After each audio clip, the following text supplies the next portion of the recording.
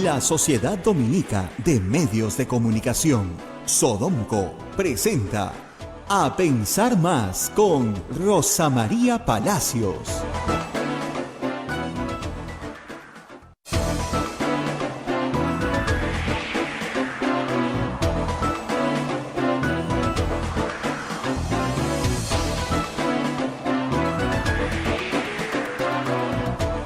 Señoras, señores, muy buenos días. Bienvenidos a Pensar Más con Rosa María Palacios a través de las emisoras de la Sociedad Dominica de Medios de Comunicación, Sodonco. La Sociedad Dominica de Medios de Comunicación está integrada por Radio Santa Rosa en Lima, Radio Santo Domingo en Chimbote, Radio San Martín en Arequipa, Radio Cepagua en Ucayali, Radio Quillabamba en La Convención, Radio Madre de Dios en Puerto Maldonado. Son las emisoras dominicas del Perú.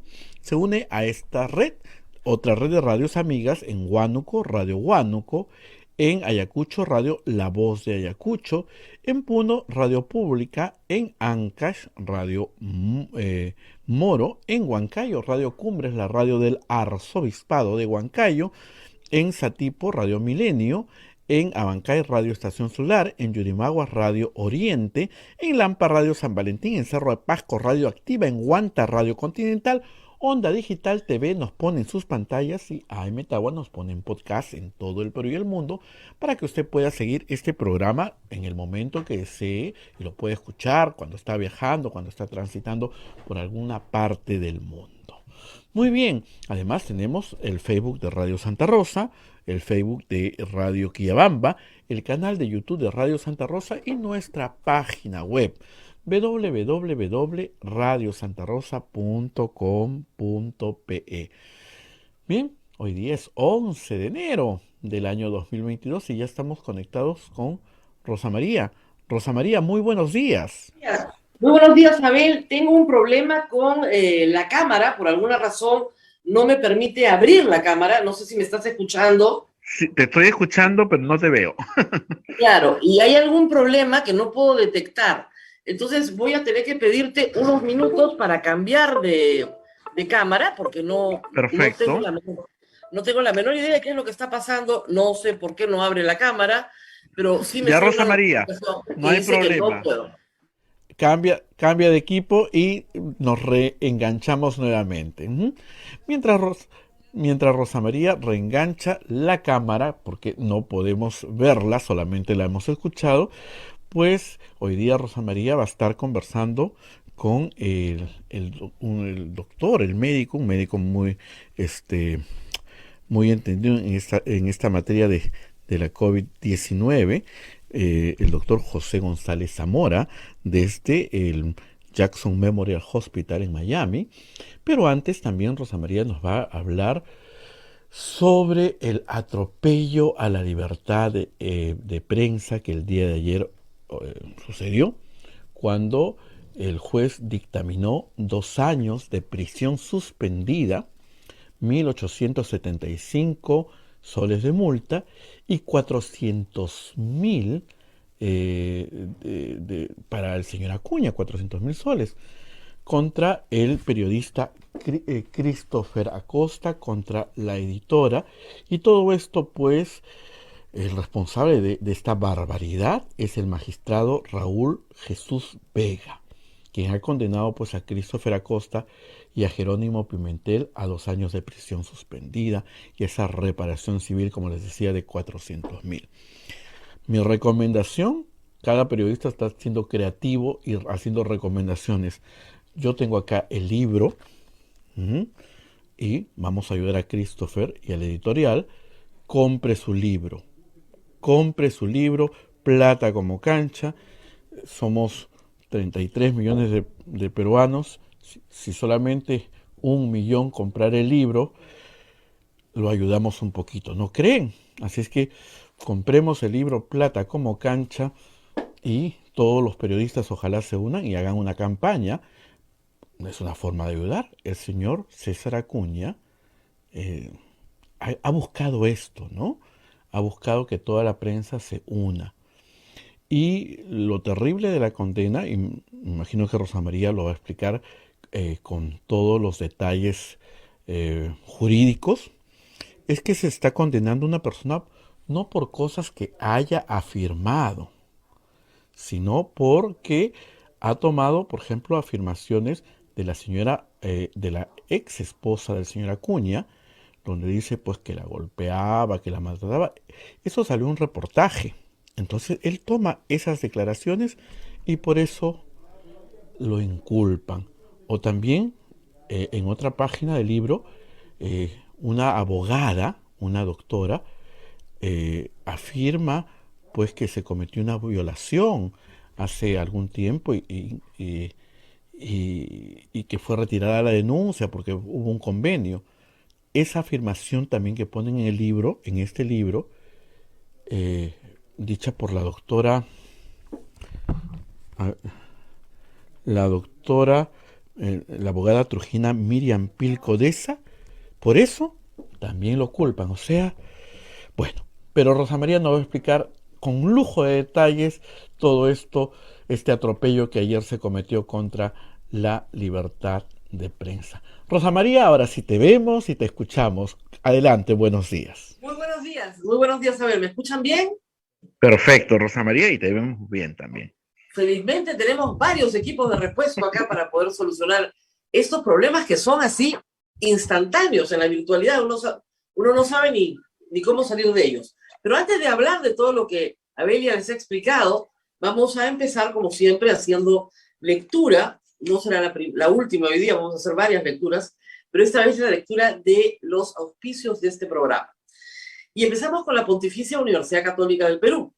Somos la primera universidad peruana en alcanzar el puesto 13º en América Latina, según el ranking QS Latam 2022, gracias a una formación de calidad internacional que transforma nuestro país. Pontificia Universidad Católica del Perú. Hotel La Cuesta de Caima, de la Asociación Santa Catalina de Sena de las Madres del Monasterio de Santa Catalina. Es la mejor opción para tu estadía en Arequipa. Lo recaudado por el hotel sostiene las instituciones de apoyo social de las madres que benefician a niños, niñas, mujeres y adultos mayores en estado de vulnerabilidad. Informes en el Facebook e Instagram del Hotel La Cuesta de Caima, Arequipa. Policlínico Ángeles de la Salud. Ofrece servicios de calidad en salud a precios al alcance de todos. Servicio de rayos X, mamografía, laboratorio de análisis clínico, ecografía, colonoscopía, endoscopía, tópico, farmacia y servicio de ambulancia. Contamos con un staff de médicos de alta calidad y modernas instalaciones con todas las normas de bioseguridad. Las madres dominicas del convento de Santa Catalina contribuyen con sus oraciones por la salud física y espiritual de nuestros pacientes. Calle Antero Peralta, A10, Urbanización San José Humacoyo, frente a la Iglesia del Sagrado Corazón de Jesús en Arequipa. Colegio Sagrado Corazón Sofiano, 74 años al servicio de la educación en Arequipa, formando integralmente a la niñez y juventud desde la pedagogía de luz y verdad. El proceso de admisión para el año 2022 está abierto. Colegio Sagrado Corazón Sofiano, formamos en luz y verdad.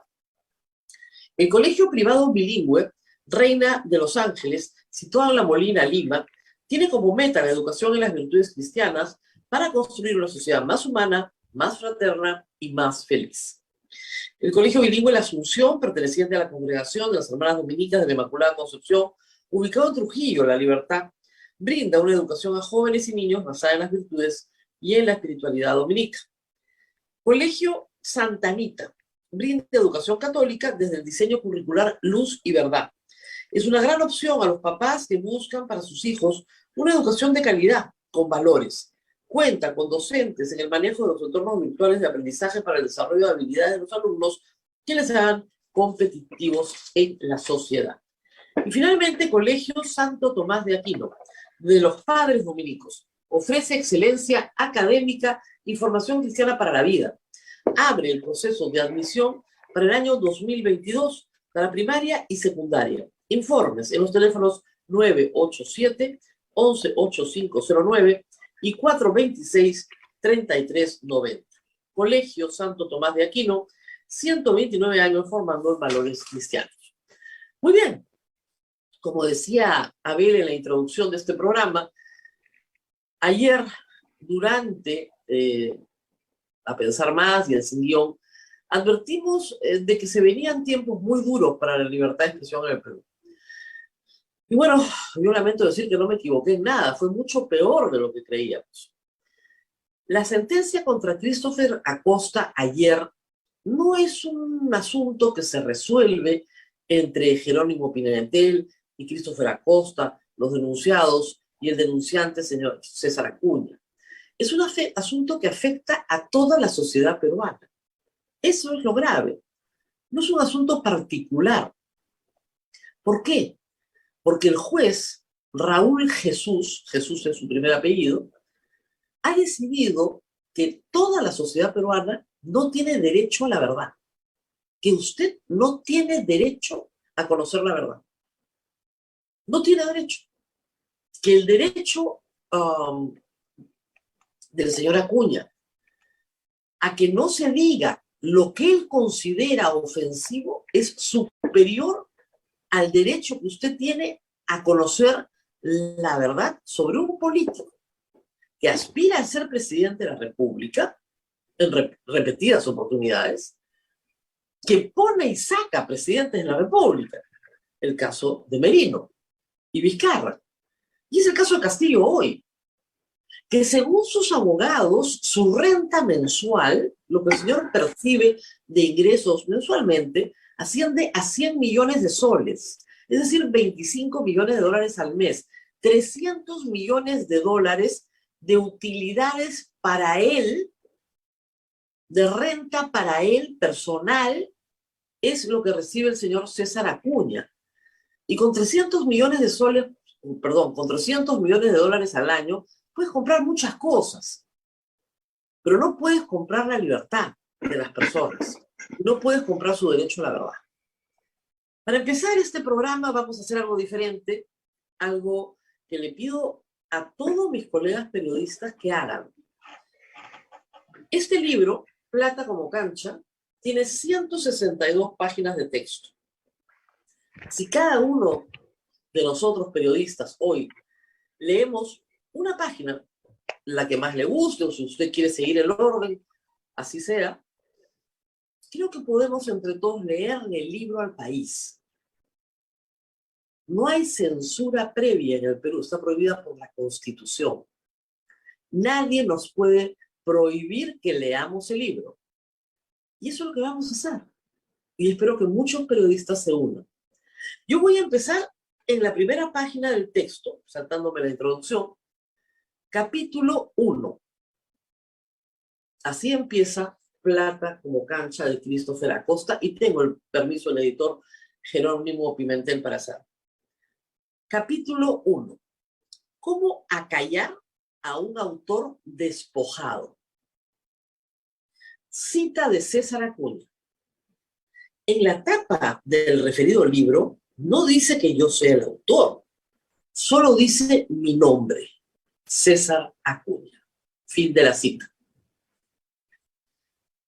César Acuña toma el ascensor y llega al piso 6, donde se ubica el estudio Benítez Vargas y Ugaz, en un edificio en Miraflores. Lo acompañan 2 de sus abogados. Ha llegado hasta allí para cerrar un acuerdo y salir del más reciente lío en el que se ha metido. Lo que está por firmarse le evitará exponerse públicamente ante los tribunales, ser probablemente sentenciado, pero sobre todo le permitirá que el asunto que ahí lo convoca desaparezca progresivamente del recuerdo nacional. Es el 25 de mayo del 2017 y en la sala principal del estudio de abogados, Acuña espera a su contraparte. Pero esta no ingresa. Ha llegado, pero no quiere verlo. Así se lo han comunicado y el notario que está ahí para certificar el acto deberá ir con el documento de una sala a otra cada vez que haya que recabar firmas de ese acuerdo extrajudicial. Es en un espacio contiguo, quien se niega a estrechar la mano de Acuña es su ex profesor, Otoniel Alvarado Ollarse. Acuña había cometido contra su maestro el más espectacular caso de apropiación de producción intelectual del que tiene noticia el país. imprimiéndole otra carátula, se hizo autor de su libro, una recopilación de artículos académicos que Alvarado Ollarse ha publicado durante toda su vida como docente universitario. El entuerto es revelado por el diario El Comercio. Y hace añicos, en el 2016, sus opciones presidenciales en plena campaña electoral. Un año después de esa contienda, César intenta juntar los pedacitos de aquello que se ha roto. Tanto como el hecho mismo de haberle despojado de la autoría de su libro, lo que a Otonil Alvarado le ha afectado especialmente es que Acuña lo haya identificado ante la prensa como parte de una campaña de desprestigio en su contra. Lo ofende en particular que lo haya llamado aprista. Y si ambos están ahí esa mañana, a punto de firmar un acuerdo que dé por zanjado el asunto, por el que está por desembolsarse una indemnización a la altura de la fortuna de Acuña, no es a pedido del profesor Otoniel. Excluido el año 2016 del proceso electoral para elegir presidente, los medios abandonaron progresivamente la atención que hasta entonces había suscitado el candidato de La Plata como cancha. No ocurre lo mismo en los tribunales. La fiscalía lo persigue por el presunto delito de plagio y el caso avanza firme. El discurso político que hasta entonces había utilizado Acuña para sortear el tema no prospera en ese foro. Acorralado y sin ninguna defensa sensata por esgrimir, sus abogados van por la única salida posible: desaparecer al denunciante. Sin agraviado, no hay caso. El acuerdo para el que Acuña y Alvarado se han citado a las 11 en punto de esta mañana de mayo, además de una millonaria compensación por los daños causados, es una mordaza. Tiene una cláusula de desistimiento que obliga al catedrático a abandonar cualquier proceso iniciado contra el demandado, pero además le exige guardar silencio. Otonil Alvarado, como ha hecho, no podrá volver a declarar jamás públicamente sobre el robo de su libro. Como habían planeado los abogados de Acuña, ha desaparecido. La existencia del documento, del que ni siquiera al notario se le permite copia por seguridad, era confidencial en todos sus extremos, hasta ahora. Leído y releído el acuerdo, en el que se ha trabajado por meses, ese día faltaba solo la firma del magnate trujillano, presente en la sala, para cerrarlo por fin. Pero de pronto, una solicitud de último minuto de los abogados de Acuña, con su venia, hace saltar de sus asientos a la defensa del profesor Otoniel. Quieren agregarle una línea. Lo dejo ahí, pero es muy interesante el libro, de verdad que lo es. Está muy bien escrito y lo que narra Christopher Acuña son hechos reales, dice la verdad, apoyado en documentos, en testimonios. El juez ha examinado 54 frases que la defensa del señor Acuña dice que son ofensivas. De estas ha encontrado, según mi conteo, 35, entonces dicen que son 34. Muy bien. 35 frases que son difamatorias, según el juez. El juez Raúl Jesús dice que es difamación, por ejemplo, lo siguiente. Señor Christopher Acosta viaja a Colombia, a la Universidad de los Andes. Se presenta en la Universidad de los Andes, hechos narrados en los libros, en el libro. Solicita la tesis de maestría del señor César Acuña. ¿Para qué? Para examinarla. ¿Por qué? Porque el señor César Acuña ha sido acusado de plagio. Entonces quiere examinarla. La respuesta del empleado de la universidad es que esa tesis, que está en el repositorio de tesis de la universidad, no puede ser entregada a nadie. No puede ser publicada. ¿Por orden de quién? Pregunta Christopher Acosta. Por orden de César Acuña, del autor. Por orden del autor, no se puede publicar. Muy bien. Según el juez, eso es difamación. Porque lo que le dice la universidad a Christopher Acosta tenía que ser corroborado con otra fuente. ¿Qué otra fuente? ¿Qué otra fuente que no sea el que administra el repositorio de tesis de la universidad? Luego, dice el juez que, por ejemplo, Christopher Acosta no puede citar a Matilde Pinchi Pinchi, porque no es una fuente confiable. ¿Según quién? Según el juez. Y así podríamos seguir con las 35 frases que encuentra difamatorias, porque en ninguna hay una difamación. En ninguna. El juez Raúl Jesús se ha traído abajo toda la jurisprudencia nacional y supranacional vinculada a la libertad de expresión en lo que respecta a la responsabilidad del periodista por los dichos de un tercero. La jurisprudencia peruana es uniforme. Yo no puedo ser responsable por lo que dice el señor César Acuña si yo cito al señor César Acuña. Quien se sienta ofendido por lo que dice el señor César Acuña tiene que demandar ¿a quién? Al señor César Acuña, no al periodista. El señor juez Raúl Jesús ha decidido matar al mensajero. Con 2 años de prisión suspendida, 400.000 soles de honorarios, 400.000 soles de reparación civil, que para lo que le van a cobrar los abogados al señor Acuña, no alcanza ni para cubrir los honorarios. ¿Eh? Y bien por los abogados del señor Acuña, que le cobren plata como cancha. Es una vergüenza lo que ha pasado ayer. Pero hay que hablar también del juez. El juez Raúl Jesús es un juez supernumerario. ¿Qué quiere decir esto? No ha sido nombrado por el Consejo Nacional de la Magistratura, no ha participado en concurso público alguno, no ha postulado una plaza, no es juez provisional tampoco, porque no es juez titular de ninguna plaza. Es un abogado cualquiera, yo me inscribo en la lista que el Colegio de Abogados proporciona a la Corte Superior de Lima y me llaman para cubrir las plazas que no están llenas. Es muy afortunado el señor Raúl Jesús, porque hace años que lo llaman. Es juez supernumerario y ha sido juez supernumerario por años. Todos los años, al inicio del año judicial, ¿no es cierto?, se llaman a estos jueces supernumerarios. Yo encontré un habeas corpus del año 2007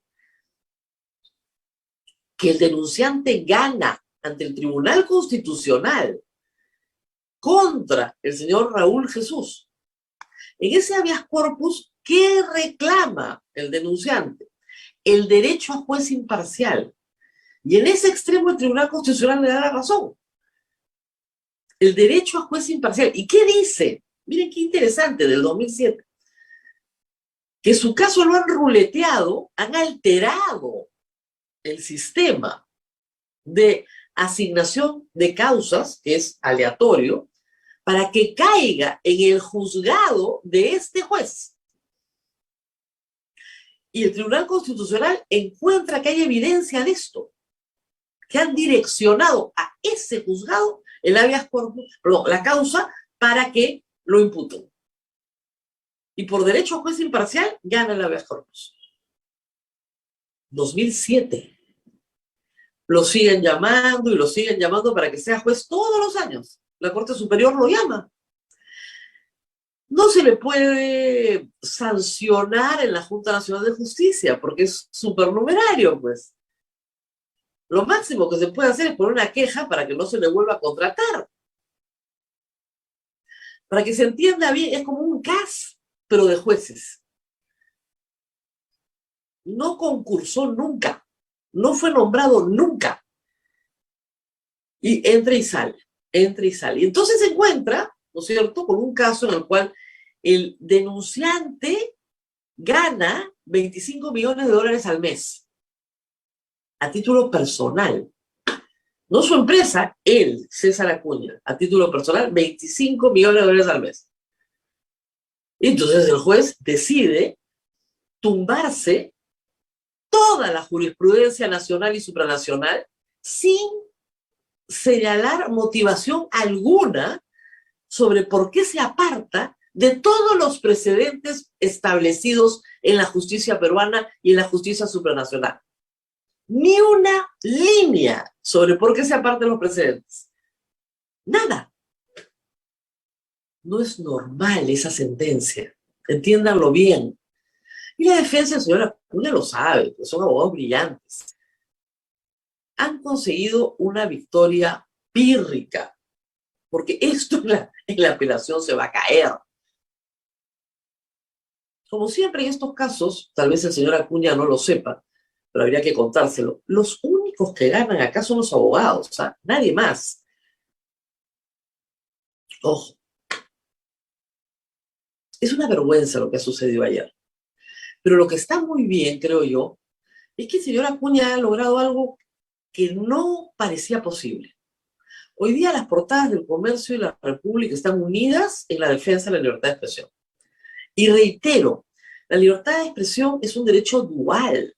No solamente yo tengo libertad para informarlo a usted, usted tiene libertad para escoger lo que quiere leer. Un juez no le puede decir lo que puede o no puede leer. Usted tiene derecho a conocer la verdad. Si al señor Acuña no le gusta lo que escribió en el documento de transacción con su ex profesor, ¿para qué lo suscribe, pues, si no le gusta lo que dice? Si al señor Acuña no le gusta lo que dice su ex esposa, que lo dice en una entrevista en Panorama, si no le gusta, que denuncia a su exesposa, no al periodista que nos cuenta la historia, que está documentada en los dichos de la exesposa del propio señor Acuña. Reitero, la jurisprudencia es uniforme en el mundo. Un periodista no es responsable por los dichos de un tercero. Eso es imposible. Eso tiene un nombre teórico que han repetido mucho los abogados de Christopher Acosta y Jerónimo Pimentel, que es el relato fiel. ¿Ok? El relato fiel consiste en que yo, periodista, recojo las declaraciones de todas las partes involucradas y las pongo a disposición del público. Eso no puede ser sancionable nunca para el periodista. Nunca. Anoche Christopher Acosta estaba indignado porque Enrique García dijo que César Acuña nunca había sido requerido para dar sus descargos. Ya, eso da risa, pues, francamente. Da risa. Yo nunca he entrevistado a César Acuña. César Acuña es como Castillo. No da entrevistas así nomás. O sea, ojo. Y se le ha requerido a través de su hijo Richard en innumerables ocasiones. Lo que tiene que entender César Acuña es que no todo está a la venta. Parece que cree que puede comprarlo todo, pero no todo está a la venta. El derecho a la verdad no está a la venta. El derecho a la verdad se va a defender y lo vamos a defender todos. Que quede claro.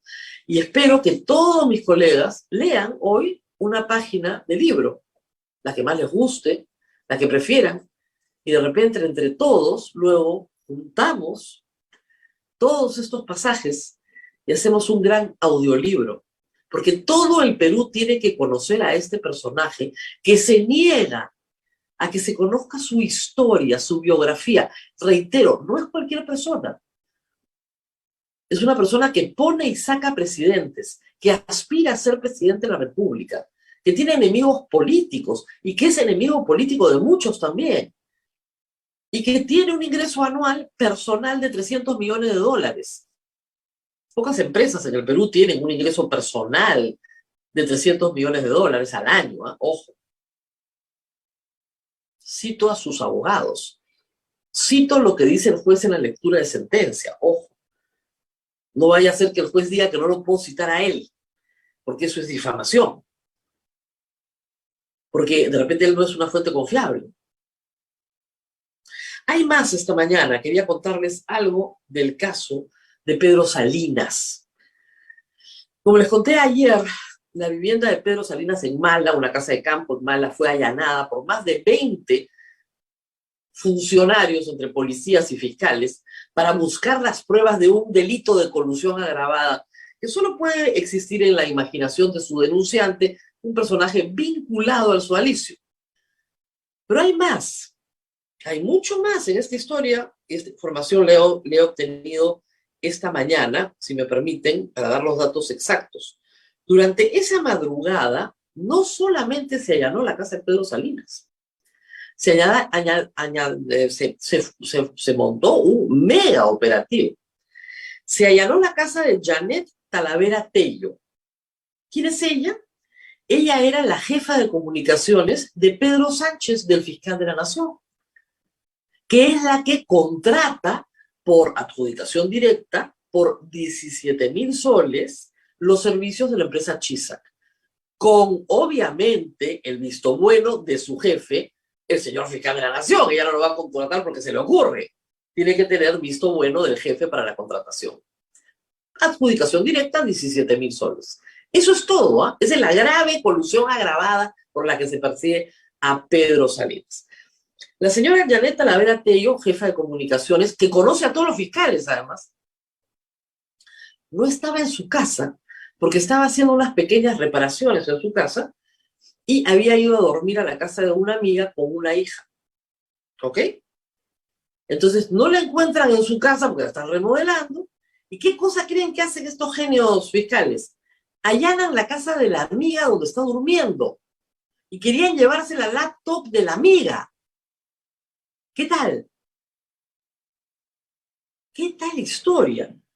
Esa noche, lo que me indican es que se añadieron 5 lugares. El operativo fue dirigido por el fiscal provincial Reinaldo Avia. 5 lugares. La casa de Pedro, la casa de Janet, la casa de su amiga y la casa de 2 personas que trabajaron en el Ministerio Público en esa época. 5 lugares, 20 personas por lugar. Promedio, ¿no? Movilizar 20 por 5, 100 personas. 100 personas por 17,000 soles. El operativo nada más ha costado más. En movilidad, viáticos, etcétera, mucho más. Por un contrato de 17,000 soles en adjudicación de menor cuantía. Y lo que es más increíble de este cuento es que Pedro Sánchez no está incluido en este proceso de colusión agravada. Es decir, la secretaria de Comunicaciones con 2 empleados del Ministerio Público y Pedro Salinas, ¿no es cierto? Esos 4, esos se coluden por 17,000 soles y Pedro Sánchez no sabe nada porque no está incluido en el proceso. Miren, es evidente que hay algo aquí contra Pedro Sánchez. La señora Zoraida Ábalos se va en marzo y probablemente no quieran que Pedro Sánchez sea fiscal de la Nación. No lo sé. Pero se ha encontrado el hambre con la necesidad. El denunciante vinculado al sodalicio y los enemigos de Pedro Sánchez, que parece ser en la fiscalía Legión, todos unidos. Los fiscales le repetían, tanto a Pedro Salinas como a la señora Janet, que ellos cumplían órdenes. Nosotros solo cumplimos órdenes. Órdenes de arriba. ¿De qué tan arriba será, pues? Gran pregunta en esta historia que no tiene fin. ¿Qué michi está pasando en el sistema de justicia peruano para que esto se monte uno sobre otro sin parar? Paola Ugaz perseguida en el sistema de justicia, Christopher Acosta y Jerónimo Pimentel acosados por un fallo judicial que no tiene, les digo, ni pies ni cabeza. Ni pies ni cabeza. Ese juez no debería estar en el sistema de justicia porque no tiene la competencia técnica para dictar ese fallo. Y sin embargo, todos los años le renuevan contrato. Todos los años.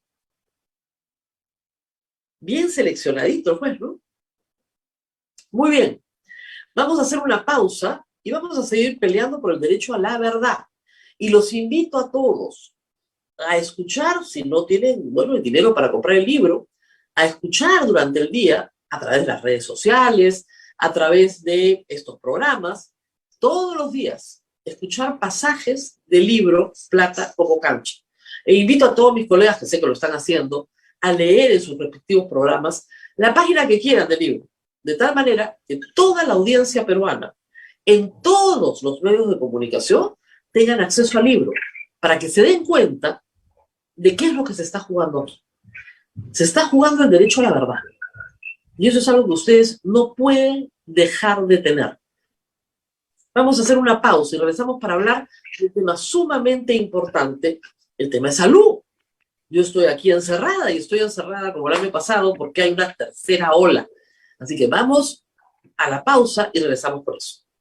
Regresamos, sí, Rosa María, regresamos con el doctor José González, que nos está esperando desde Miami, y todos hoy día, los que pueden comprar el libro, acá lo tenemos sobre la mesa, tú también lo tienes, ahí estamos todos apoyando a Christopher Acosta, y todos compremos el libro, ¿no? Porque tiene que contar 400.000, Rosa María, de alguna forma hay que ayudar, sí. ¿no?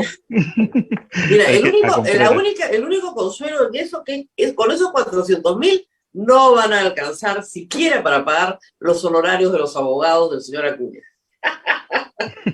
Muy bien. Vamos a la pausa y regresamos. Sodomco, Sociedad Dominica de Medios de Comunicación.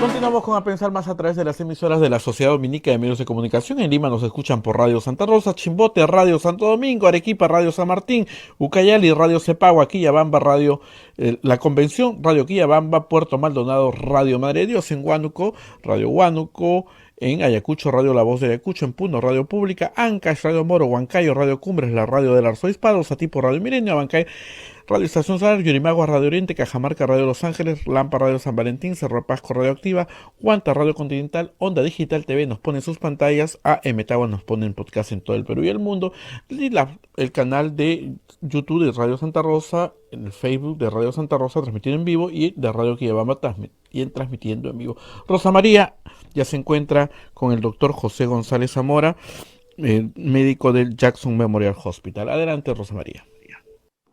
Muy bien, muchas gracias al doctor José González Zamora por estar esta mañana con nosotros desde Miami para darnos algunas luces sobre esta tercera ola. En el Perú, ya declarada así por las autoridades sanitarias, con contagios crecientes, pero crecientes desde el 3 de enero, la curva no es una curva, es una pared que se eleva. La mayoría de los casos, ha dicho el Ministerio de Salud, de Omicron. Hay de la otra variante también, pero más del 80% de los casos detectados son la variante Omicron. Doctor, lo que queremos saber es, y creo que en el mundo entero todos queremos saber, es si esta es una buena noticia. Es decir, se dice que cuando un virus adopta las variantes más contagiosas y menos letales, eso implica que está mutando hacia una forma en la cual se va degradando, como sucedió con la gripe española. ¿Qué hay, digamos, de posible en esta hipótesis? Sí, buenos días. Es una hipótesis valedera, pero es muy difícil predecir lo que puede pasar en el futuro cercano. Hay que recordar que la variante Delta también se transmitió de una forma muy amplia en todo el mundo y a pesar de ello hubo la aparición de esta nueva variante Omicron. Y lamentablemente, mientras haya una replicación activa del virus, y esto en localidades donde donde la tasa de vacunación es muy baja, existe la posibilidad de que se produzcan nuevas mutaciones y con ello nuevas variantes que podrían ser más contagiosas. Sin embargo, existen algunas características, yo diría, positivas de este virus, ya que la tasa de severidad aparentemente es 60% menor que la variante Delta. ¿Esto qué quiere decir para nuestro público? Explicando, ¿qué quiere decir que la tasa sea 60% menos? Sí, simplemente para poner un ejemplo muy básico, de repente si tenemos 10 personas infectadas con la variante Delta, sabemos que el 20% aproximadamente van a desarrollar enfermedad severa. Esto sería 2 personas. Y bueno, en cuestión de la variante Omicron, podríamos tal vez poner el ejemplo, si de 10 personas se infectan, entonces sería un 10% aproximadamente de severidad, una tasa menor, lo cual nos daría una sola persona que termina en el hospital. Lamentablemente, esto también hay que tomarlo con bastante cuidado, porque no estamos viendo 10 personas con Omicron, estamos viendo 100 personas. Entonces, cuando hacemos los cálculos, de todas maneras vamos a sobrepasar en números absolutos a la cantidad de enfermos que vinieron con la variante Delta. Así que esto hay que monitorizarlo muy cercanamente día a día. Existe la posibilidad, a pesar de que hay una severidad menor, de que el sistema hospitalario se vea rebasado por esta variante, lo cual también está pasando aquí en Estados Unidos, ya que tenemos un incremento constante de las hospitalizaciones en todo el país. Entiendo que ayer Estados Unidos marcó récord con 1 millón de contagios en un día. Sí, aproximadamente 1.4 millones de contagios en 24 horas. Un número nunca antes visto aquí en el país y que ha marcado todos los récords. Y también las hospitalizaciones incluso han superado al número máximo que teníamos en todo el año pasado. Yo creo que es una situación de mucho cuidado. Estamos tomando las medidas necesarias y claro, se está haciendo también el trabajo conjuntamente con el gobierno federal, el cual nos está apoyando con suministros y también con material, con personal, porque necesitamos también muchos médicos para atender a este tipo de pacientes que ingresan al hospital y lamentablemente muchos de nuestros colegas también se están contagiando. Esto hace que disminuya la fuerza laboral de una manera significativa. Lógico. Doctor, ¿qué hay ya en los Estados Unidos respecto del tratamiento con una pastilla? Es decir, personas que están enfermas y que se les receta esta medicación y esto hace que no hagan la enfermedad grave. ¿Esto ya se está administrando? Sí, hay que destacar que no solamente tenemos una pastilla, tenemos 4 tratamientos antivirales en Estados Unidos que se aplican a personas con síntomas leves y moderados. Y la idea es evitar que estas personas se compliquen o ingresen al hospital. Tenemos la pastilla de Pfizer Paxlovid, pero también tenemos la de Merck, que es el Molnupiravir, y otros medicamentos que han sido autorizados para el uso de emergencia, como son los anticuerpos monoclonales que se han estado utilizando ya por varios meses aquí en el país. Y el otro medicamento es el Remdesivir, un antiviral que se utiliza sobre todo en el ámbito hospitalario, pero tenemos también evidencia científica que nos indica que este medicamento, utilizado de manera temprana, puede disminuir de forma muy significativa las hospitalizaciones y muertes. Ok, y haciendo esto, el Perú todavía no tiene disposición sobre estos medicamentos. ¿Efectivamente la tasa de decesos ha caído en los Estados Unidos? Al momento la tasa de fallecimiento, de la mortalidad, se mantiene muy baja. Esperemos que continúe así, pero hay que también destacar algo muy importante. Este indicador todavía no puede ser apreciado en su totalidad debido a las características de esta enfermedad. Yo creo que en 2 o 3 semanas recién vamos a ver cuál es el impacto real en mortalidad. Ok, ahora, sabiendo todo esto, uno de los factores más importantes, por lo menos en el Perú, para reducir la letalidad, es la vacunación. Actualmente el Perú tiene un porcentaje de vacunados de población objetivo más alto que el de los Estados Unidos. En esto hay una diferencia también. ¿Esto cree usted que es lo que ha conducido a más personas en los Estados Unidos a hospitalizaciones? Sí, yo creo que ha sido uno de los aspectos negativos de aquí del país. Solamente tenemos un 63% de la población total vacunada y un 23% que ha recibido la dosis de refuerzo. Esto definitivamente está por debajo de las expectativas que teníamos y está contribuyendo a que los hospitales estén mayoritariamente ocupados por personas no vacunadas. Es algo que tenemos que mejorar en un tiempo muy cercano si queremos revertir estas cifras. Es difícil entender por qué una población educada, con acceso, digamos, a tantos bienes materiales, no acepta ser vacunada. En el Perú, al principio sí hubo alguna reticencia, pero hoy en día los que no se han vacunado y no quieren ser vacunados no pasan del 8% en todas las encuestas. ¿Por qué en los Estados Unidos es tan difícil? ¿Qué animadversión hay contra la medicina? ¿Qué malas experiencias ha tenido la población para haber llegado a esta situación? Sí, lamentablemente es un fenómeno social. Bueno, el desarrollo de este pensamiento antivacuna es algo que está presente desde hace muchos años. Si me lo preguntan particularmente cómo se explica esto, yo no tengo una explicación precisa para ello. Yo simplemente espero que esto cambie con la educación, con la información que se dé en los medios y también de fuentes confiables, las agencias regulatorias, la FDA, la CDC, que constantemente dan información al público. Esperemos que esto pueda mejorar la tasa de vacunación muy cercanamente. Así es. Doctor, pasando a otro tema, en Lima y en el Perú en este momento hay muchísima gente contagiada que está leyendo información que va variando. Es decir, a las personas se les decía que tenían que aislarse 14 días. Se han modificado las normas en los Estados Unidos y ahora el aislamiento es de 10 días. ¿Por qué se ha cambiado esto? Sí, hay que destacar que el aislamiento de 10 días nosotros lo teníamos implementado hace meses, no es nada nuevo. Lo que se ha implementado recién, tal vez un cambio que hubo en las guías, es que lo que estamos recomendando, si una persona se infecta y tiene síntomas leves y está mejorando, ya no tiene fiebre, solamente requeriría aislamiento por 5 días. Luego Exacto. del 5.º día, podría la persona salir de su casa, pero siempre y cuando use la mascarilla por 5 días adicionales. En total serían 10 días. Pero esto ya se había implementado hace mucho tiempo. El único cambio es esta reducción a 5 días. Pero lo hacemos principalmente basado en la ciencia que nos indica los periodos de contagio. Pero proceda por favor con su pregunta. De repente estoy... Sí, no, la diferencia es que en los Estados Unidos la mascarilla no es obligatoria en la calle, en el Perú sí. Nosotros siempre tenemos obligación de salir de casa con mascarilla. Es más, no podemos ingresar a algunos lugares sin el carnet de vacunación. Eso no se ha podido hacer en los Estados Unidos. Dependiendo del estado, por cierto, hay estados demócratas que sí, digamos, promueven más el uso de la mascarilla y estados republicanos que más bien la repudian. Usted está en Florida, yo estaba hace unos meses en Florida y estaba francamente espantada porque nadie usa la mascarilla.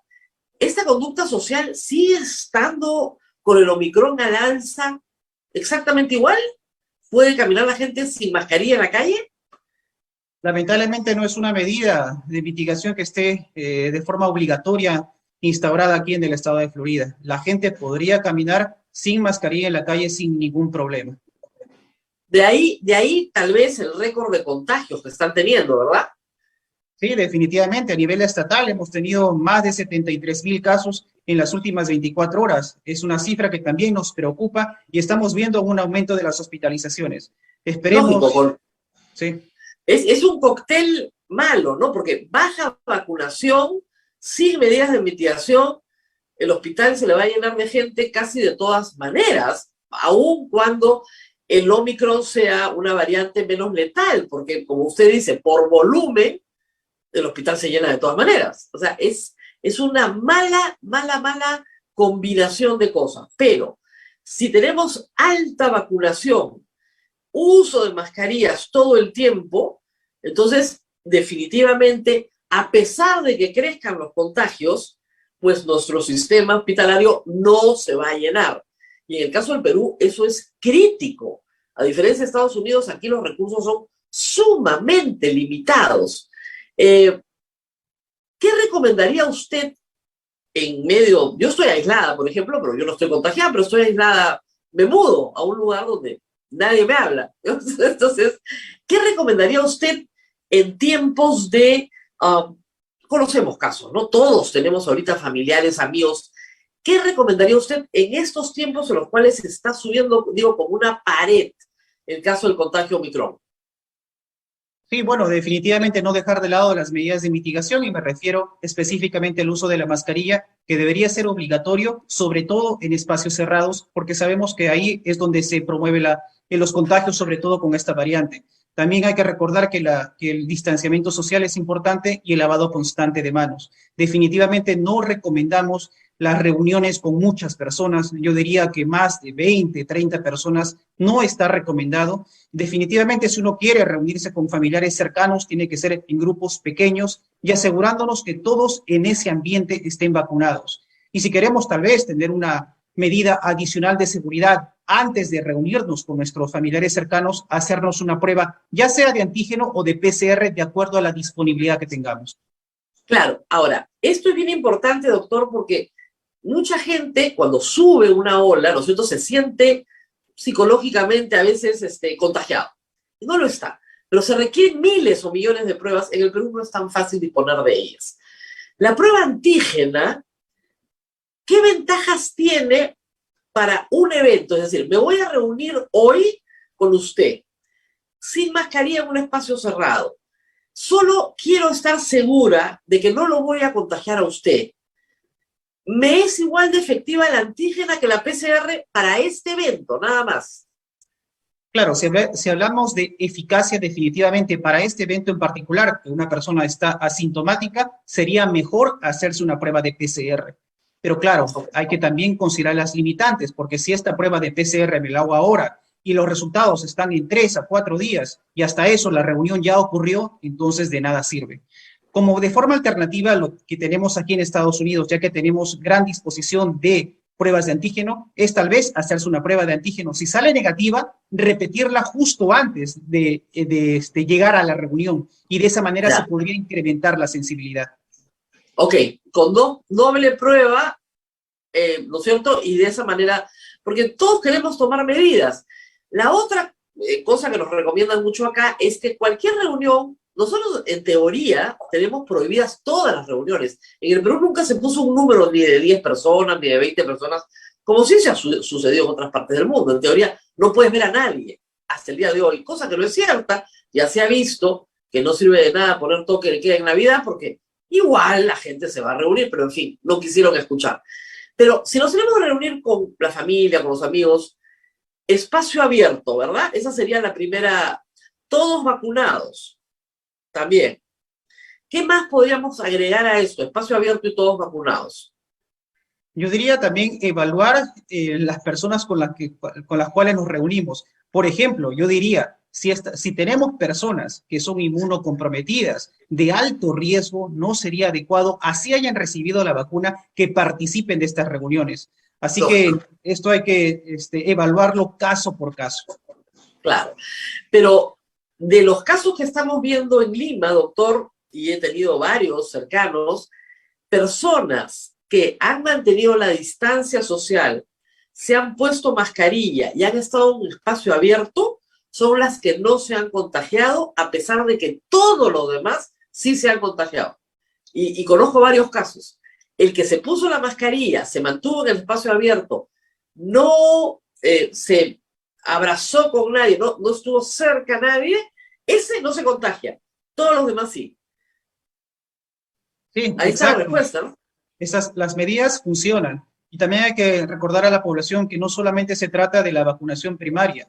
Si tenemos en cuenta los datos para Omicron, para una protección óptima, tenemos que hacer uso de la dosis de refuerzo. De lo contrario, la protección va a ser incompleta.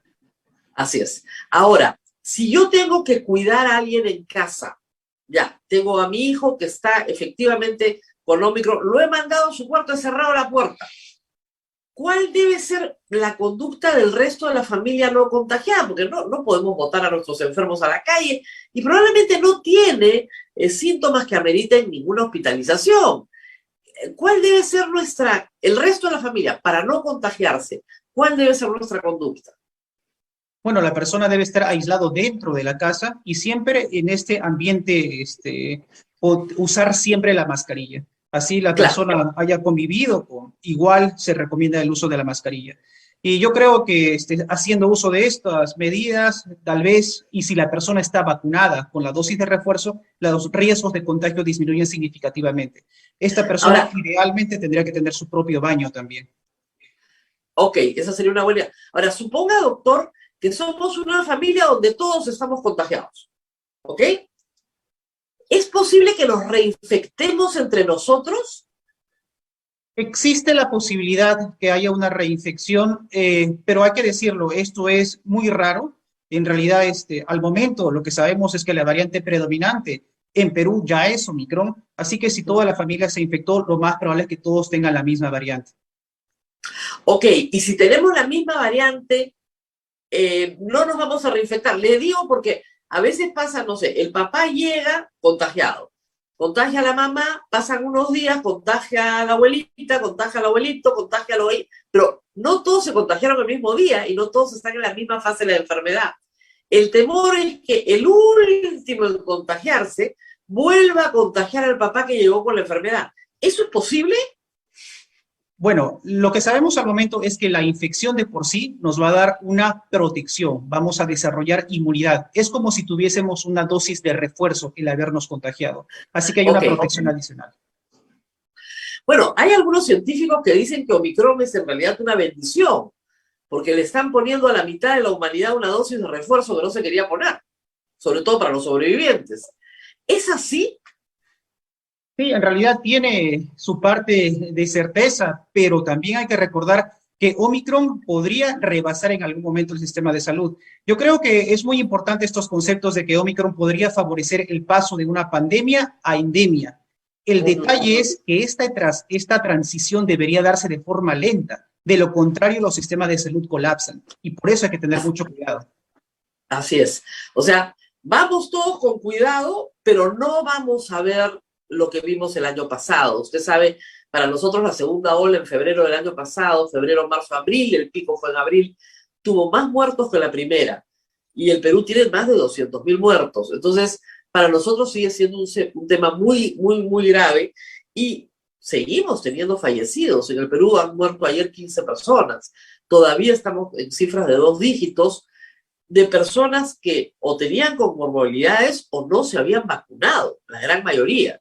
Entonces, efectivamente, ya tenemos una forma de protección, pero todo esto continúa, no ha terminado. Y eso es algo que hay que reiterar. ¿Cuándo va a terminar, doctor? Muy difícil de predecir, es una pregunta muy difícil. Si queremos de repente usar algunos modelos matemáticos predictivos para la variante Omicron, aquí de forma local en el estado de Florida pensamos que para la próxima semana los casos ya estarían en descenso, haciendo un total aproximadamente de 4 o 5 semanas de este brote que hemos tenido de Omicron. Pero esto hay que evaluarlo día a día. Ok, entonces en un par de semanas tendremos noticias, digamos. Exacto, hay que recordar que Sudáfrica ya está en franco descenso, lo mismo se está viendo en el Reino Unido, así que aplicando esos datos posiblemente en Estados Unidos la próxima semana, a nivel estatal ya vamos a tener casos en descenso. Claro, nosotros estamos en el Perú en la semana 2, en realidad. El gran golpe ha sido Navidad. Nosotros estamos ya 11 de enero, estamos en la segunda semana. ¿Usted cree que si seguimos el mismo patrón, en 3 semanas estaríamos en franco descenso? Yo espero que sí, pero claro, todo depende del contexto. Pero esperemos que se produzca lo mismo que experiencias internacionales. Pero yo quisiera decir algo muy importante también. En Perú yo creo que hemos avanzado muchísimo en la vacunación, pero tenemos una limitante muy importante. Al momento no existen medicamentos antivirales en Perú contra coronavirus. Al momento, si tenemos una persona de riesgo que tiene enfermedad leve y moderada y queremos darle un medicamento para evitar que se complique, lamentablemente no lo tenemos, no existe. Esto no quiere decir que no dispongamos de medicamentos en el mundo. Sí los tenemos, pero yo creo que de parte del gobierno central debería hacerse todos los esfuerzos para adquirir estos medicamentos, que ya los tienen muchos países de América Latina, Chile, Brasil, Argentina, México, así que debería ser el Perú o uno de estos países que adquieran estos medicamentos. Tiene usted toda la razón, doctor, no están en ningún petitorio, ya deberían ingresar a los petitorios como medicamentos de emergencia, la DIGEMIT los tiene que aprobar. Usted sabe que acá en el Perú las cosas tienen un trámite lentísimo cuando se trata de salud, y bueno, sí, efectivamente, existiendo ya medicamentos para curar, ojo, estamos hablando de no vacunar, curar.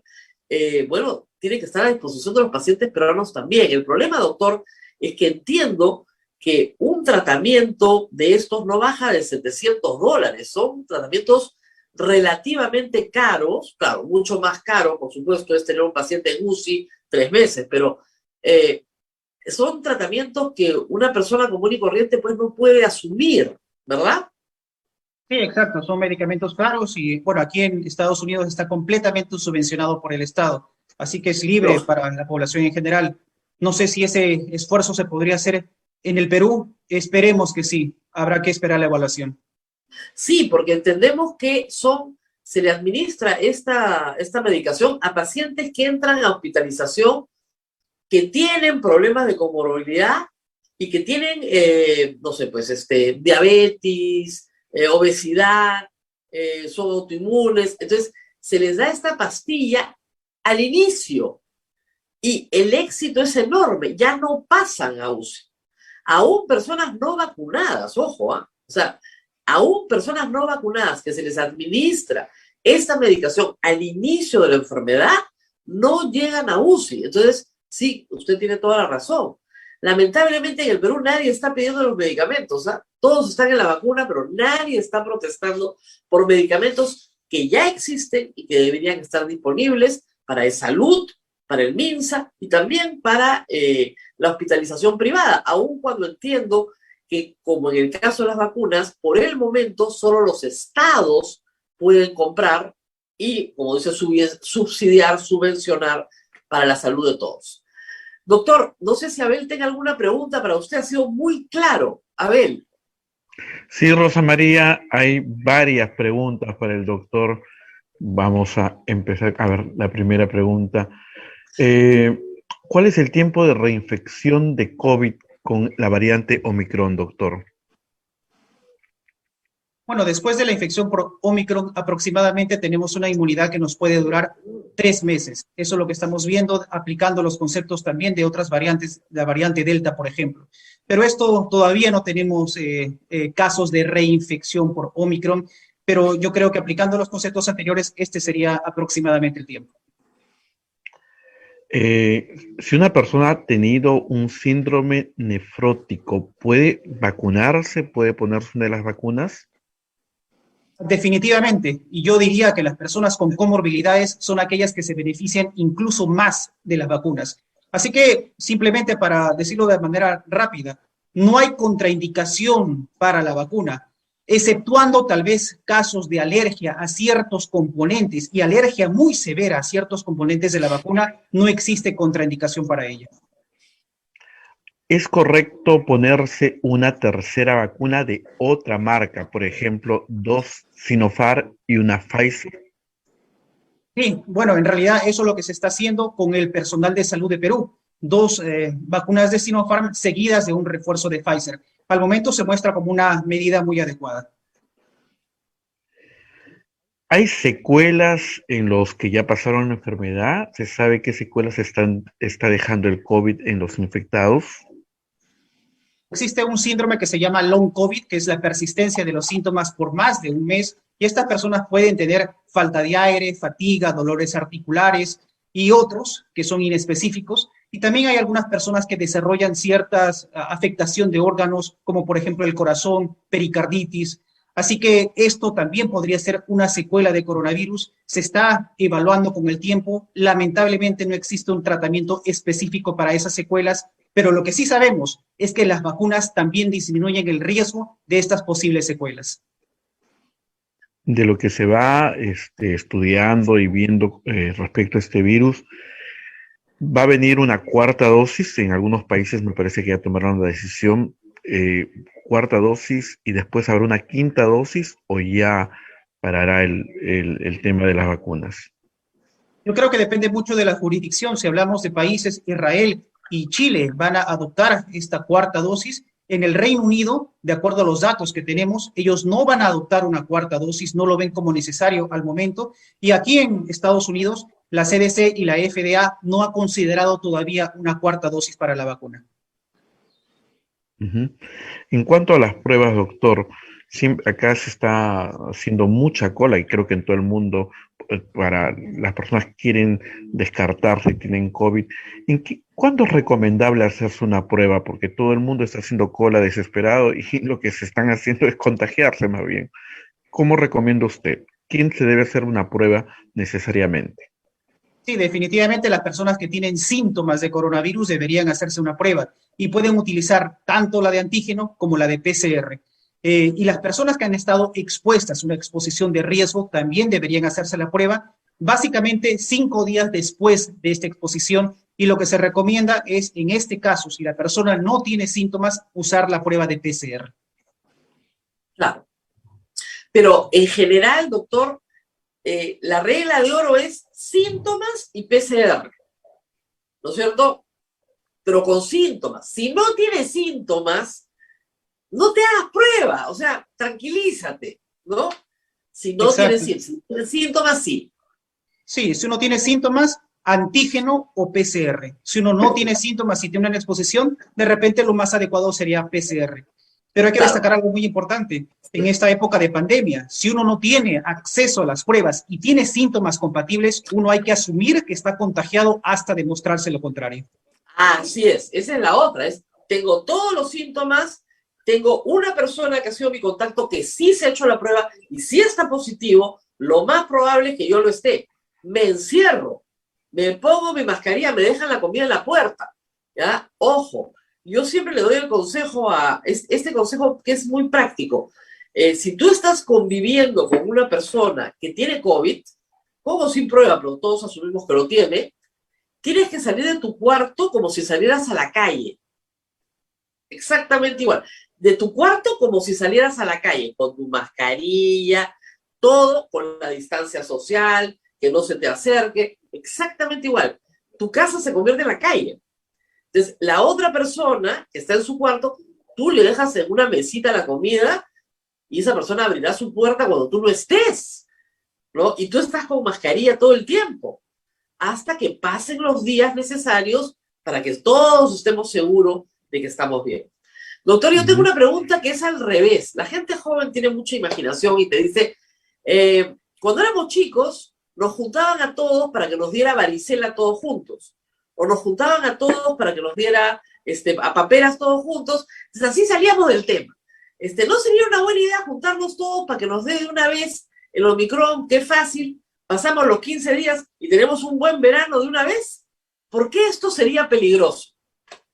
El problema es el siguiente, que nosotros no vivimos aislados, vivimos rodeados de personas y muchas de ellas vulnerables. Y hay que destacar también la tasa de mortalidad de la variante Omicron, que no es tan alta tal vez, pero es una tasa de mortalidad importante. Así que si uno se contagia, a propósito, si una persona es joven, tal vez el riesgo de que desarrolle desenlaces fatales es mínimo o casi nulo, pero no significa lo mismo para la persona que vive con él, de repente su padre o su abuelo, que sí podría tener desenlaces fatales por esta variante. Así es. Así que hay que tener cuidado, ¿no? Esta idea de que ya nos contagiamos de una vez, pues ya, y somos inmunes.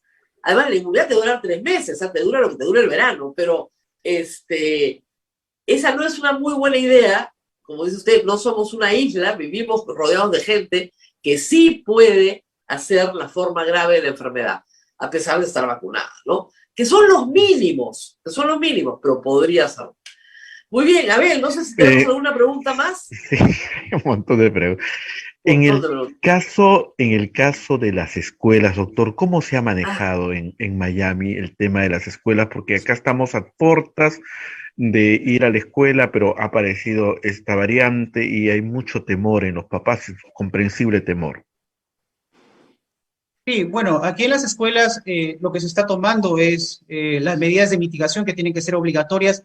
Bueno, sin embargo, aquí también hubo bastante debate con el uso obligatorio de las mascarillas en las escuelas. Desde el punto de la vista de la ciencia, lo recomendamos de forma absoluta, pero también incrementar la vacunación en la población pediátrica sería un factor clave para que las clases ocurran de una manera adecuada. Acá tenemos vacunas a partir de los 5 años, lo cual estamos implementando de forma muy amplia y se están manteniendo o se van a mantener las escuelas abiertas. Yo creo que es el último lugar que tendría que cerrar en una pandemia, justamente porque no creemos o los datos nos han mostrado que no contribuyen de manera tan significativa a una expansión o una diseminación mayor del virus en la comunidad. Así que se mantendrían abiertas. Además, hay que decir algo que puede parecer sorprendente a nuestra audiencia. En Florida, los niños no están obligados a usar mascarillas en la escuela. Sin mascarillas, incluso, se ha convertido, ¿no es cierto?, por varios estudios, en que la escuela no es un foco de contagio, aunque parezca increíble, ¿ya? Porque se toma cierta distancia social, hay ciertos horarios, pero la mascarilla no es obligatoria, porque, bueno, es un estado republicano y el gobernador no cree que sea obligatoria, pero en el Perú, donde la mascarilla ha sido obligatoria en los colegios que han tenido clases presenciales, no se reporta un solo caso de contagio en la escuela. Fuera de la escuela sí, pero en la escuela no. Por lo tanto, nosotros deberíamos volver a 8 horas de clase diarias, horario regular, como siempre. Pero lamentablemente, bueno, tenemos otra clase de problemas acá, problema de ignorancia. Las playas no contagian. Ojo, no hay ninguna prueba de un contagio masivo en una playa o en un espacio abierto donde hay distancia entre las personas, pero que lo entiende el Estado peruano. Ustedes no saben lo difícil que es. Doctor, bueno, felizmente hemos avanzado bastante. A ver, ¿alguna otra pregunta? Acá varios nos dicen, tuve COVID hace más de un año y aún no recupero gusto ni olfato. ¿Qué hacemos? ¿Esto es un COVID prolongado, doctor? Sí. Sí, es lo que se conoce como long COVID o COVID prolongado. Lamentablemente no existe una terapia específica para ello, simplemente rehabilitación que se puede de repente lograr con el especialista, el otorrinolaringólogo tiene que seguir a estos pacientes, pero más allá de eso no hay una terapia para curar esta secuela. Doctor, algunos pacientes les piden terapia de respiración, o sea, soplar la bolita, ¿no? ¿Este tipo de terapias ayuda también? Sí, eso dependiendo del grado de afectación de los pulmones. Existen personas que han tenido COVID severo, también que han terminado en cuidados intensivos, que tienen cierta, incluso fibrosis pulmonar secundario a la afectación pulmonar. Así que a estas personas sí se recomienda definitivamente una terapia respiratoria para recuperar la capacidad pulmonar perdida. Así es. Acá nos dicen, mi papá tuvo COVID moderado hace un mes y medio y su segunda dosis de vacuna fue en junio. ¿Cuándo tendría que poner, La tercera dosis. que vacunar mi papá? La tercera dosis, me imagino. ¿Mm? Claro. Claro, la tercera dosis en el Perú está recomendada a los 3 meses de la segunda dosis. Así que, pero las personas que se infectan o que desarrollan enfermedad, existe la recomendación de que si una persona tiene síntomas leves y moderados y se está recuperando de la enfermedad, a los 10 días después del inicio de síntomas ya podría vacunarse. Tan rápido, sí. Claro, bueno, está muy bien. Entonces, espere a los que se han enfermado ahora con la variante Omicron y no tenían la tercera dosis y ya se han recuperado, a los 10 días ya podrían vacunarse. Perfecto. Perfecto. Entonces, está claro. Los síntomas, doctor, sabemos que el virus ha cambiado bastante. ¿Cuáles son los síntomas que ahora tienen los que se están contagiando, sobre todo con Omicron? Sí, hay que recordar que todavía estamos hablando de coronavirus. Los síntomas no han cambiado mucho. Estamos hablando de tos, congestión nasal, dolores musculares, fiebre. Tal vez esta variante Omicron tenga la pérdida del gusto o la pérdida del olfato como síntomas no predominantes. Tal vez en una tasa menor los estamos viendo comparado con las otras variantes. Por lo demás, se presenta de manera muy similar. Bien, Rosa María, hemos tratado de absolver. Hemos tratado de absolver todas las dudas de todos, pero estamos, hay que decirlo al público, en una mejor posición que en el verano pasado.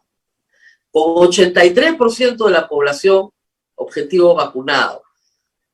Con el 50% de los que estaban llamados a la tercera dosis, o sea, los mayores de 60 años vacunados, con un tratamiento que no está en el Perú, pero podría estar en el Perú, y todavía con la capacidad hospitalaria, bueno, en alza, pero bien, yo creo que vamos a poder pasar una mejor tercera ola que la primera y la segunda. Lo que todos pedimos, doctor, es que en algún momento esto acabe y se convierta en una endemia, como la influenza, para la cual te vacunas todos los años, y se acabe esta historia que para nosotros ha sido tan larga en el Perú, tan dura, tan dolorosa, con 200.000 muertos para una población de 32 millones de habitantes, es un ratio altísimo, pero altísimo, mayor que el de cualquier otro país. Doctor, muchas gracias por estar con nosotros y espero que no se le sature la emergencia, que no se le sature el hospital, y que las personas en los Estados Unidos entiendan los enormes beneficios que tiene vacunarse para salvar su vida y la de los demás. Gracias por haber estado esta mañana con nosotros. Muchas gracias por la invitación. Hasta luego. Muchísimas gracias al doctor José Zamora, José González Zamora, por la gentileza de atendernos. Bien, Rosa María. despidiendo, nos Nos vamos, despidiendo. nos vamos despidiendo y solamente un pequeño comentario ¿recuerdas el día, creo que fue el día domingo, la portada del Observatorio Romano, del diario Sí. oficial? Una penosa noticia y yo creo que ahí hay que hacer algo, ¿verdad?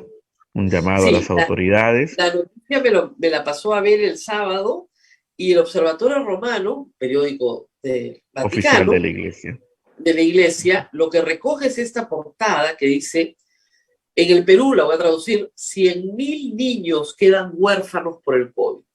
Y es un cálculo que se hace sobre la base de los muertos, en fin, y de los niños menores de edad. El Estado peruano ha confirmado este hecho. Acá dice la noticia en castellano. Urgente, la portada de hoy del diario oficial Vaticano, el Observatorio Romano, resalta la dramática noticia de las consecuencias del COVID-19 en el Perú en medio de la tercera ola. 100.000 niños huérfanos por COVID en el Perú. El COVID-19 ha dejado huérfanos a casi 100.000 niños en el Perú, la nación con la tasa de mortalidad de coronavirus más alta del mundo. Este hecho dramático fue confirmado por el Ministerio de la Mujer y Poblaciones Vulnerables del Perú, citando las últimas cifras publicadas en la revista Lancet, The Lancet. Los datos se calculan sobre la base de la población total, con más de 6.000 peruanos por millón de habitantes que murieron a causa de la enfermedad. En el país sudamericano, que tiene 33 millones de habitantes y está sufriendo la tercera ola del COVID-19, los infectados desde el comienzo de la pandemia son alrededor de 2 millones y las víctimas 2.900. 200.000, 2.900, exactamente. Esa es la historia. El Estado peruano está dando un subsidio a los menores de 18 años mensual. No sé si ese subsidio continúa este año, si se ha calculado, y cuántos son los niños que están recibiendo el subsidio para sobrevivir. La palabra, ojo, huérfano, incluye a los que han perdido padre, madre o ambos. Por eso es una cifra tan alta. Muy bien. Muchísimas gracias por haber estado con nosotros y nos reencontramos mañana dando pelea. Y no se olviden, todos nuestros colegas, que hay que leer esto, ¿ok? Y hay que leerlo página por página para que quienes no han podido leerlo se enteren de por qué es tan importante para los periodistas y para ustedes conocer la verdad. Nos vemos el día de mañana. Hasta pronto, Abel. Chao, chao. Nos vemos mañana y nos vamos con el libro Plata como cancha. Si puede comprarlo hoy día en la librería, vaya usted, cómprelo. Nos vemos mañana. Chao, chao.